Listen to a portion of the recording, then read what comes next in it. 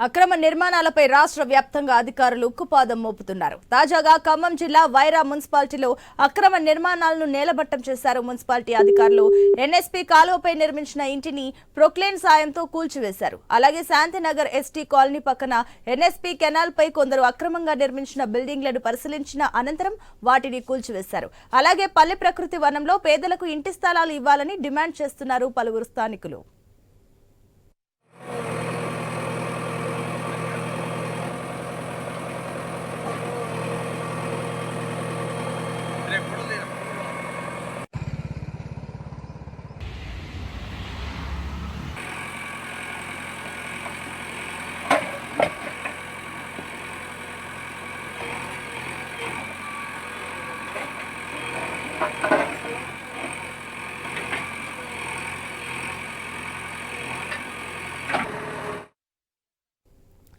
ఇక బ్రేకింగ్ చూస్తున్నాం. అక్రమ నిర్మాణాలపై రాష్ట్ర వ్యాప్తంగా అధికారులు ఉక్కుపాదం మోపుతున్నారు. తాజాగా ఖమ్మం జిల్లా వైరా మున్సిపాలిటీలో అక్రమ నిర్మాణాలను నేలమట్టం చేశారు మున్సిపాలిటీ అధికారులు.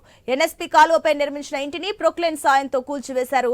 అలాగే శాంతినగర్ ఎస్టీ కాలనీ పక్కన ఎన్ఎస్పీ కెనాల్ పై కొందరు అక్రమంగా నిర్మించిన బిల్డింగ్లను పరిశీలించిన అనంతరం వాటిని కూల్చేశారు. అలాగే పల్లె ప్రకృతి వనంలో పేదలకు ఇంటి స్థలాలు ఇవ్వాలని డిమాండ్ చేశారు పలువురు స్థానికులు. దీనికి సంబంధించి మరిన్ని డీటెయిల్స్ మా ప్రతినిధి నవీన్ అందిస్తారు. నవీన్, దీనికి సంబంధించిన డీటెయిల్స్ ఏంటి? మరోపక్క అటు స్థానికుల నుంచి కూడా కొన్ని డిమాండ్స్ వస్తున్నట్టు తెలుస్తుంది. ఆ డిమాండ్స్ ఏంటి?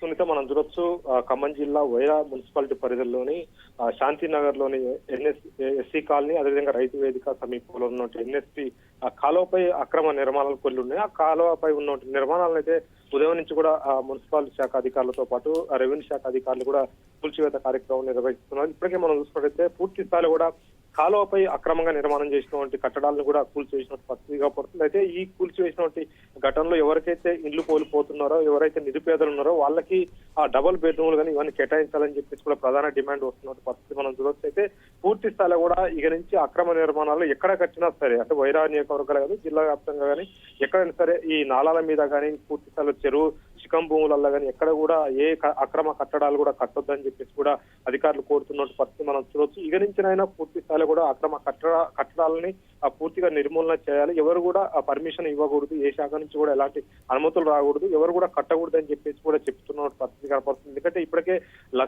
లక్షల రూపాయలు పెట్టి కూడా ఇళ్ల నిర్మాణం కొనసాగుతున్న పరిస్థితి మనం చూడొచ్చు. ఎందుకంటే పూర్తిగా ఒక ఇల్లు కట్టాలంటే దాదాపుగా లక్షల రూపాయలు కూడా ఉండాలి. అయితే ఆ మధ్యతరగతి కానీ ఇతర బీద వాళ్ళు కానీ ఇల్లు కట్టుకుంటే స్తోమత ఉన్న వాళ్ళు కొద్దిగా ఇల్లు కట్టుకొని ఉన్న నేపథ్యంలో ఆ ఇల్లు ఒక ఇల్లు ఉంటుందో ఆ ఇల్లు కూడా పూర్తి స్థాయిలో కూడా నేలమట్టం చేసినటువంటి పరిస్థితి మనం చూడొచ్చు. అయితే ఇట్లా కొన్ని వందల ఇండ్లు కూడా జిల్లా వ్యాప్తంగా చెరువుల సంబంధించినటువంటి కబ్జాల మీద ఉన్నటువంటి పరిస్థితి కాబట్టి అయితే ఒక్కొక్కటిగా ప్రక్షాళన చేస్తున్నారు. ఈ రోజు వైరా మున్సిపాలిటీ పరిధిలోని ఎన్ఎస్పీ కాలువ ఉంటుంది. ఎన్ఎస్పీ కాలువ దాదాపుగా మనం చూసుకున్నట్టయితే జిల్లా వ్యాప్తంగా ఆ కాలువ ఏదైతే ఉందో ఆ పొలాలకు నీరు సాగునీరు అందించే పరిస్థితి కనపడుతుంది. ఆ కాలువలను కూడా పూర్తి స్థాయిలో కూడా కబ్జాలు చేస్తున్న పరిస్థితి మనం చూడొచ్చు. అయితే ఒక వైరనే కాదు, దాదాపుగా మనం చూసుకున్నట్టయితే ఖమ్మం నుంచి కూడా ఈ కాలువ ప్రధానంగా కాలువ ఉన్న పరిస్థితి కనపడుతుంది. అక్కడ కూడా చాలా అక్రమాలు ఉన్నాయి. ఖమ్మంతో పాటు ఈ కాలువ ఎక్కడైతే పూర్తి స్థాయిలో కూడా నీరు పోతుందో, పంట కాలువలకు నీళ్లు పోతుందో ఆ సమీపంలో ఉన్నటువంటి ఆ కాలువలకు సంబంధించి ఎన్ఎస్పీ అధికారులు కూడా పూర్తి స్థాయిలో విచారణ చేస్తాం. మా కాలువపై ఎక్కడైనా కబ్జాలున్నా, కాలువపై ఎక్కడైనా అక్రమ కట్టడాలు కట్టినా కానీ పూర్తి స్థాయిలో కూడా వాటిని కూల్చేస్తామని చెప్పి చెప్తున్నారు. ఈ రోజు వైరా మున్సిపాలిటీ పరిధిలో ఉన్నటువంటి ఎన్ఎస్పీ కెనాల్ పై ఉన్నటువంటి కొన్ని ఏవైతే అక్రమ కట్టడాలు ఉన్నాయో ఆ అక్రమ కట్టడాలు అయితే కూల్చివేస్తున్నారు. అంతేకాకుండా పూర్తి స్థాయి కూడా సర్వే కూడా నిర్వహిస్తామని చెప్పేసి కూడా అధికారులు చెప్పారు. ఎందుకంటే ఇప్పటికే మనం చూసుకున్నట్టయితే దాదాపుగా 100 కిలోమీటర్ల వ్యవధిలో ఎన్ఎస్పీ కాలువ ఉంటుంది. ఆ కాలువ మొత్తం కూడా పరిశీలన చేస్తామని చెప్పేసి కూడా చెప్తున్నారు. ఎక్కడైతే ఊర్లల్లో ఆ కాలువ పోతుందో ఊర్ల పక్కన ఉన్నటువంటి ఆ కాలువని కబ్జా చేసి ఎక్కడైతే ఇళ్లు కట్టారో ఆ అక్రమ ఇళ్లను ఖచ్చితంగా కూల్చేస్తామని చెప్పేసి కూడా అధికారులు చెప్తున్న పరిస్థితి మనం చూడవచ్చు. ఎందుకంటే దాదాపు ఎన్ఎస్పీ కాలువ అంటే ఆ కాలువ మీదకి వెళ్ళి దాదాపుగా 100 మీటర్ల దాకా కూడా పూర్తి స్థాయిలో కూడా ఎన్ఎస్పీకి సంబంధించిన అథారిటీ వాళ్ళకే హక్కు ఉంటుంది. కాబట్టి ఎక్కడ కాలేజీ నిర్మాణాలు చేసినా పూర్తి స్థాయిలో కూడా ఆ కబ్జాలకు చేసినా కానీ కూల్చివేస్తామని చెప్పేసి కూడా అధికారులు ఏదైతే కబ్జాదారులకు చెప్తున్నారో, అంతేకాకుండా పూర్తి స్థాయిలో కూడా ఆ చెరువు సంబంధించిన జిల్లా వ్యాప్తంగా కూడా చెరువులకు సంబంధించి ఎక్కడైనా కట్టడాలు ఉన్నాయి, ఇక నుంచి కట్టినా కానీ పూర్తి స్థాయిలో కూడా అనుమతులు ఉండవు. అనుమతులే కాదు, కూల్చివేత నిర్దాక్షణంగా చెప్పేసి కూడా అధికారులు చెప్తున్నారు. అయితే ప్రధాన డిమాండ్ ఏంటంటే మిడిల్ క్లాస్ వాళ్ళు ఇల్లు కట్టుకున్నారు. ఆ కట్టుకున్న ఒక ఇల్లే ఉంది. ఆ ఇల్లు కూలిపోతే మాత్రం ఖచ్చితంగా ఆ కూలగొట్టిన ఇళ్ళ బదులు దాదాపుగా డబుల్ బెడ్రూమ్లు ఎవరికైతే ఉన్నాయో వాళ్ళకి ఇవ్వాలని చెప్పేసి కూడా వామపక్ష పార్టీలు ప్రధాన డిమాండ్ చేస్తుంది.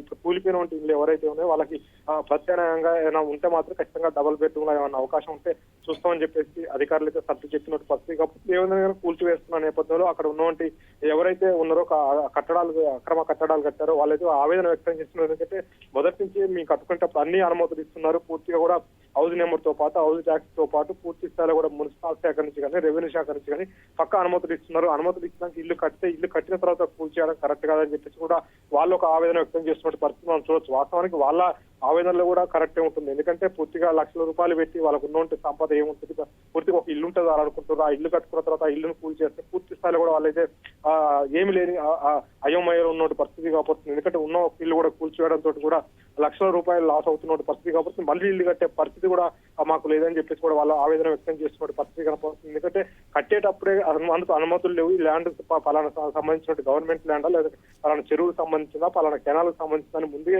నిర్ధారణ చేసి మాకు అనుమతులు ఇవ్వకుండా ఉంటే మేము కట్టేటోళ్ళం కాదు, అసలు ల్యాండే కొనేటోళ్ళం కాదు. కొన్న తర్వాత ఇల్లు కట్టుకున్న తర్వాత లక్షల రూపాయలు పెట్టి కట్టిన తర్వాత ఇల్లు కూలగొడితే మా పరిస్థితి ఏందని చెప్పేసి కూడా ఆవేదన వ్యక్తం చేస్తున్న పరిస్థితి కనపడతా ఉంది. Right Naveen, thank you.